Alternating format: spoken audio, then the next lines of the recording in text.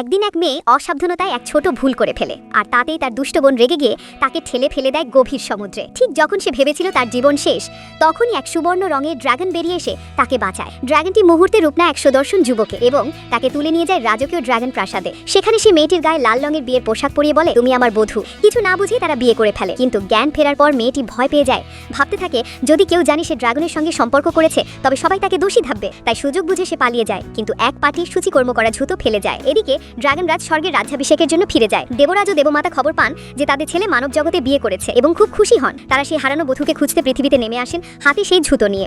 পুরো শহরের মেয়েরা চেষ্টা করেও জুতোটি পরতে পারে না। অবশেষে তারা পৌঁছায় সোরঙ্গ পরিবারে, যেখানে আসল মেয়েটি বন্দী ছিল। কিন্তু সৎমা ও তার মেয়ে লোভে পড়ে বলে, এই জুতো আমার। দেবমাতা বলেন যে এই জুতো পরতে পারবে সেও হবে ড্রাগন রানী। লোভে অন্ধ হয়ে মেয়েটি নিজের পায়ের মাংস কেটে জুতোর মধ্যে ঢুকিয়ে দেয়। রক্ত ঝরলেও সে হেঁটে হেঁটে দেবরাজের সামনে গিয়ে দাঁড়ায়, আর সবাই ভাবে সেই ড্রাগন রানী।